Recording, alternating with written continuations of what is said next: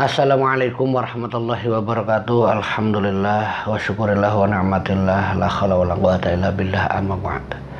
Jumpa kembali di channel Sunyi Sepi.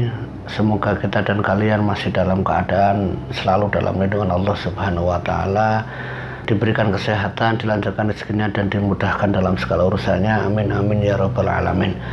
Kali ini saya ingin menceritakan satu kisah mitos, yaitu jalan penghubung desa antara satu desa, sebut saja desa Melati, dengan desa Kamboja. Untuk melewati salah satunya itu harus melewati jalan tengah-tengah, yaitu satu perkampungan, yaitu satu persawahan yang panjang jaraknya itu kurang lebih hampir 2 km. Itu jalan penghubung desa, karena letak desa Melati dan Kamboja ini merupakan desa yang terpencil, desa di tengah-tengah persawahan. Sedangkan di desa Kamboja itu termasuk desa buntu, tidak ada jalan keluar lagi selain harus melewati desa Melati dulu untuk sampai ke jalur kota. Nah, jalan tersebut, jalan yang menuju ke dusun Melati ini, desa Kamboja ini, seluruh warganya itu harus melewati jalan tersebut. Nah, jalan ini yang memiliki itu bukan desa Kamboja, tapi masih termasuk sebagian besarnya itu yang dimiliki, perbatasan desa tersebut itu dimiliki oleh desa Melati. Nah, yang membuat desa itu akhirnya tidak bisa tertata rapi secara kepemerintahan. Desanya itu ya jalan itu rusak parah. Nah, sementara di tengah-tengah, di tempat desa Melati itu ya untuk pemakaman warganya itu di depan jalan desa Kamboja. Nah, ini yang membuat desa Kamboja ini merasa terganggu, ya karena satu-satunya jalur untuk melewati ke perkotaan, untuk sampai ke jalur kota itu harus melewati area pemakaman dan juga harus melewati area Melati. Nah, mitos yang beredar di desa Kamboja ini, saat kejadian adanya seorang pemuda yang meninggal itu secara bunuh diri itu di desa Melati, dan kabar tentang meninggalnya pun itu masih misteri karena tidak terungkap dari pihak kepolisian, hanya mengungkapkan kalau dia itu bunuh diri secara sendiri. Tidak ada yang menjelaskan kalau itu kasus pembunuhan. Tapi yang dialami oleh beberapa orang terdekat korban bunuh diri ini, didatangi oleh sosok keluarganya, menceritakan di dalam mimpinya kalau dia itu korban dari pembunuhan. Tapi karena tidak ada bukti yang mengkaitkan mimpi itu dengan bukti-bukti yang mengarah ke salah satu pelaku siapapun, jasad atau arwah ini akhirnya tidak bisa menceritakan ke siapapun, dan keluarganya pun tidak bisa menuntut ke pihak manapun karena memang tidak ditemukan bukti kalau benar-benar arwah atau orang yang dari desa Melati ini dibunuh. Karena secara olah TKP menurut pihak kepolisian waktu itu tidak ada tanda-tanda kalau orang ini dianiaya atau bunuh diri. Tapi keanehan itu muncul lewat beberapa keluarganya dengan mimpinya kalau arwah ini mengakui kalau dia itu dibunuh oleh orang lain. Dan itu hanya mitos itu beredar. Kabar itu beredar sampai ke desa Kamboja kalau arwah itu penasaran. Sosok pemuda yang bunuh diri itu selalu menghantui orang-orang sekitar, orang-orang desa Melati, karena ketidakpercayaan dengan mimpi yang didatangi lewat keluarganya. Keluarganya itu menceritakan hampir geger seluruh desa Melati itu. Hampir semuanya itu mendengar kalau arwah dari korban bunuh diri itu datang menghantui dan menteror karena dia atau arwah ini, kata keluarganya, itu ingin menuntut keadilan. Katanya ingin menuntut keadilan. Tapi ya seperti apa yang terjadi itu tidak ada bukti. dan itu akhirnya menjadi sebuah teror yang membuat kampung di Melati, di desa Melati itu setiap malamnya itu sangat sepi karena khawatir arwah itu akan muncul secara tiba-tiba. Dan pernah sesekali warga itu melihat sosok pemuda itu sedang berjalan di antara gang-gang sempit. Nah, berjalannya pemuda itu pun dalam keadaan wajah yang sangat pucat seperti kondisi saat dia hidup. Bukan dalam wujud pocong, bukan, tapi wujud atau arwah dia dengan pakaian khasnya itu dia datang, tapi dengan raut wajah itu seperti wajah yang sangat pucat. Dia datang, arwah itu, bukan arwah itu, mungkin jin yang menyerupai pemuda yang bunuh diri itu, menyerupai, membuat warga di sekitar itu sampai geger, sampai tidak berani keluar kalau sudah melewati jam 9 malam. Dan itu didengar oleh desa Kamboja. Nah, desa Kamboja akses utama itu harus melewati makam itu, sempat merasa ketakutan. Ada pernah sesekali anak kecil yang usianya waktu itu masih 8 tahun, kira-kira kelas 1 atau 2 SD, itu sesekali melihat arwah itu saat dia itu sedang bonceng sama bapaknya. Dia naik motor, bonceng. Nah, anak kecil ini lihat pemuda itu seperti melambaikan tangannya, mengajak dirinya. Nah, anak kecil ini tanpa disadari itu meminta bapaknya itu untuk nengok. Papa itu siapa, Pak? Papa itu siapa? Bapaknya ngelihat, tidak ada siapa-siapa, tapi anaknya, anak kecil itu terus-menerus menepuk bapaknya. Pak, itu siapa? Itu siapa, Pak? Itu manggil kita, Pak. Itu manggil kita. Bapaknya yang ketakutan bukannya berhenti, tambah kenceng. Nah, sepulangnya kira-kira jam 12 malam, anak ini kan keluar kota, entah itu ada perlu apa. Waktu itu dia cerita ke desa Melati kalau anaknya barusan melihat sosok pemuda yang melambaikan tangan. Nah, warga di desa Melati semakin takut dengan arwah pemuda itu. Barangkali dia akan menakuti anak-anak kecil yang lainnya, yang membuat secara mental psikologis anak itu akan menjadi takut, trauma. Nah, di setiap jam 9 dia tutup.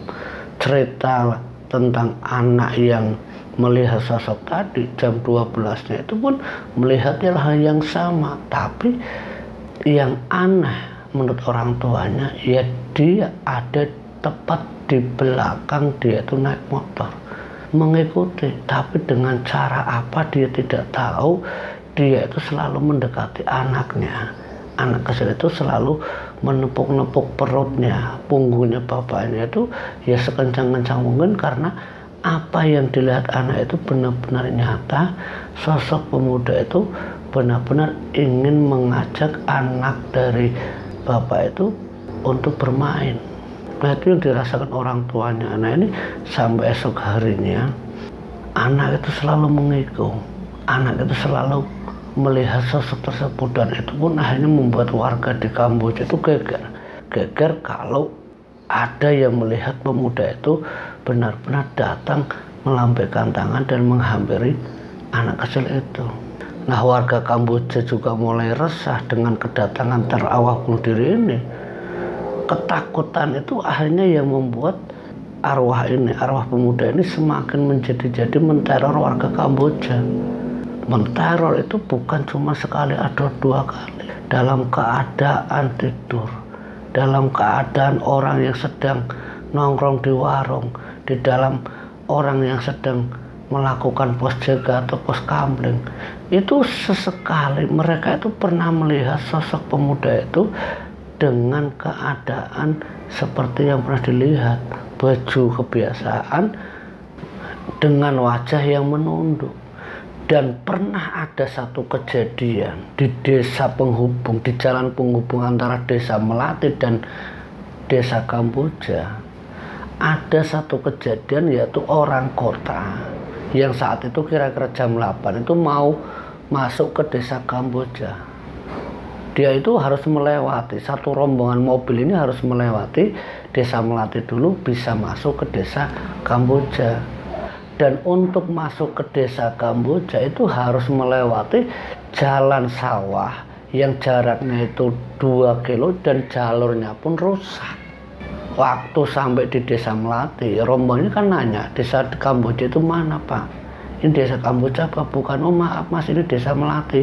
Desa Kamboja ada di belakang desa ini. Jalannya rusak Mas. Jalannya itu lumayan jauh, butuh 15 atau 20 menit, soalnya jalannya rusak. Nah, rombongan mobil ini, yang satu rombongan ini masuk mulai keluar dari desa Melati, mulai melewati jalur sawah. Karena jalan rusak ini berlahan-lahan, rombongan ini tidak bisa ngebut atau gimana, sementara jalan penghubung ini masih memakai lampu penerangan. Nah, kalau dulu itu masih menggunakan lampu bolam yang warna kuning. Nah, itu pun hanya di belakang desa dan di depan desa. Tengah-tengahnya ya gelap gulita. Dan hanya ada satu pencahayaan, yaitu di gerbang pemakaman. Itu ada lampunya. Dan itu sangat tidak terlihat dari ujung desa Melati. Dan terlihat itu kalau dari gerbang desa Kamboja. Rombongan ini melewati, mulai jalan, masuk ke persawahan. Nah, di tengah-tengah ini, rombongan ini melihat sosok orang, sosok pemuda yang dilewati ini. Dia melewati pemuda ini, karena jalannya itu sangat rusak, dia melewatinya kan belahan-lahan, diklaksonin. Bip, bip, bip. Klakson itu berbunyi, dia masih berjalan, menundukkan kepala, dia berjalan. Sopir ini perlahan-lahan bawa mobil, sama orang di depan yang sebagai penunjuk arah ini bawa mobil perlahan-lahan. Nah, setelah dilewati orang ini, orang yang menunjuk arah itu kan penasaran, siapa sih orang yang lewat malam-malam di tengah sawah ini. Nah, dia kira itu orang dari kampung Kamboja karena arahnya ke arah desa Kamboja. Waktu itu ditawari sama sama penunjuk arah ini, Mas mau numpang enggak? Orangnya diem aja, perlahan-lahan sembari ditawari, Mas mau numpang enggak, mau ikut enggak? Diem aja, dia berjalan, dia ditinggalkan. Nah, saat dia melanjutkan lagi perjalanan, dia tuh kan nengok kesepian, loh orangnya kok enggak ada. Nah, dia keluar, buka jendela, dia keluar, orangnya enggak ada. Nah, dia ngobrol sama rombongan, Mas lihat orangnya enggak? Rame-rame rombongan satu mobil ini, ada 6 orang di belakang, itu semuanya tuh nengok ke belakang, memang tidak ada siapa-siapa. Mereka gugup, tidak ada siapa-siapa, tidak ada siapa-siapa, tidak ada siapa-siapa. Gelap Mas, tidak kelihatan, gelap Mas, tidak kelihatan. Karena memang di belakang mobil, kalau sudah lewat ya tidak kelihatan siapa-siapa, karena jalan itu sangat gelap. Mereka berjalan sampailah di desa Kamboja. Masuk di desa Kamboja, kurang lebih beberapa gang ini dilewat, sampailah di tempat tujuan. Nah, di tempat tujuan ini, si tuan rumah atau orang yang dikunjungi oleh satu rombongan mobil ini ngomong sama sopir atau keluarganya, Mas tadi gimana lewat di jalan itu, jalannya rusak gini-gini, terus jalannya itu parah, gelap sekali, tidak kelihatan sama sekali ya, cuman penerangan mobil. Nah, tadi sempat ketemu sama orang, tapi saya tawarin itu nolak. Orangnya kayak gimana? Orang gimana maksudnya? Ya tadi sempat lewat jalan, ketemu orang itu sendirian. Dia itu pemuda, tapi ditawar itu diem aja. Nah, yang bikin saya bingung, tadi sempat saya tawari orang itu, tapi baru berapa meter melangkah, orang itu kok nggak kelihatan. Nah, tuan rumah ini ngomong sama salah satu tamunya ini, apa pakai baju ini, rambutnya kayak gini, terus dengan ciri-ciri menunduk. Iya Pak, itu betul. Mas, semuanya kalian tahu ndak? Tahu apa Pak? Pemuda itu sudah 1 tahun kemarin itu meninggal dunia. Hah? Meninggal dunia gimana Pak? Orang dia berjalan kok. Dia itu meninggal bunuh diri. Dan warga di sini pun kalau malam Mas, asal sampean tahu, kalau sudah habis sholat isya, mereka yang mau keluar kota itu banyakan itu membatalkan acaranya, membatalkan rencananya untuk keluar kota, mendingan pilih esok hari. Ini orang-orang sekitar di desa Kamboja ini. Lah kenapa Pak? Ya karena takut sosok pemuda itu sering muncul dan nampak di kegelapan malam di area pemakaman di depan gerbang desa ini. Oh, makam yang tadi Pak yang ada lampunya, iya. Ya memang Pak, pemuda itu arahnya ke situ. Nah itu Mas, pemuda itu orangnya sudah meninggal, dan meninggalnya pun dikabarkan dia itu bunuh diri. Tapi kabar-kabarnya pemuda ini selalu muncul dan datang ke mimpi keluarganya. Dalam mimpi itu seperti meminta keadilan kalau dia itu dikabarkan dia itu bunuh dirinya itu bukan karena bunuh diri. Dia itu meninggalnya bukan karena bunuh diri, tapi karena dia dibunuh oleh orang lain. Tapi karena tidak ada bukti, jadi ya kasus itu ditutup.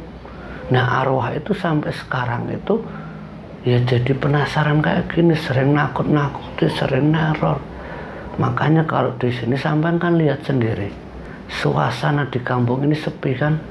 Iya sih Pak, padahal kan baru jam berapa ini, jam 8:30, tapi kok udah sepi. Nah itu Mas, sepinya kampung ini ya dikarenakan sosok pemuda itu yang sering jalan-jalan atau kadang ganggu orang yang sedang nongkrong. Yang ganggunya sih nggak ganggu gimana-gimana, nggak jahil nggak apa, cuman dia tuh sering menampakkan diri. Dan itu selalu membuat orang-orang yang nongkrong itu lari terpirit-pirit. Ya karena tahu pemuda itu yang sudah meninggal. Dan ciri-ciri utamanya dia menunduk dengan pakaian warnanya ya sewarna yang sampean lihat. Oh begitu ya Pak. Lalu terus gimana Pak? Nah salah satu rombongan ini mengusulkan sama tuan rumah itu, gini aja Pak, itu kan berarti arwah itu penasaran. Nah Mbok Iyo gimana keluarganya atau dari kampung desa Kamboja atau kampung desa Melati ini, Mbok Iyo bersatu mendoakan arwah itu agar dia itu bisa tenang. Kalau dibiarkan kayak gitu kan berarti terus menerus ganggu kampung sini dan juga ganggu kampung tempat dia tinggal dulunya di desa Melati. Bener juga ya Mas. Nah singkat ceritanya, tuan rumah ini ngusulkin ke RW, datang ke RT, disampaikan ke RW, sampaikan ke lurah. Akhirnya mereka berdua antar lurah Kamboja sama lurah Melati ini sepakat, siapa saja yang ikhlas, siapa saja yang punya waktu, dimohon untuk datang di pemakaman almarhum A, mohon maaf, almarhum pemuda itu untuk mendoakan dengan Yasin tahlil, semoga arwah ini tidak mengganggu lagi di kampung desa Melati dan kampung desa Kamboja. Dan kesepakatan itu akhirnya memanggil salah satu kiai setempat yang memang dipercaya juga mempunyai kelebihan lebih. Akhirnya apa yang diinginkan dua lurah ini dilaksanakan. Itu saran dari rombongan yang pernah datang dan ketemu dengan pemuda yang pernah bunuh diri ini, ketemu di tengah sawah. Nah kesepakatan itu akhirnya di hari tertentu, waktu itu dilaksanakan itu Kemis Wage, hampir malam Jumat Kliwon. Sore harinya habis sholat asar, kira-kira jam 4, desa Melati dan desa Kamboja ini, pemuda dan orang tua itu semuanya itu berbondong-bondong menuju ke satu tempat, yaitu ke pemakaman pemuda itu. Dipimpin oleh Pak Kiai ini, mereka mendoakan. Semenjak didoakan, ya alhamdulillah kata penduduk desa Melati dan desa Kamboja, semenjak saat itu arwah itu sudah tidak lagi mengganggu di desa Melati ataupun desa Kamboja. Nah itu mitos di mana tempat pemakaman atau jalan penghubung desa, yaitu tempat desa Kamboja yang pemakaman itu dimiliki desa Melati. Itu salah satu mitos yang pernah berkembang dulu, yang pernah menjadikan satu tragedi sampai hampir 1 tahun lebih arwah itu mengganggu di kampung Melati dan kampung Kamboja. Semoga dari cerita yang saya sampaikan ini bisa bermanfaat dan menghibur untuk kalian pecinta cerita horor dan cerita seram. Akhir kata, wassalamualaikum warahmatullahi wabarakatuh.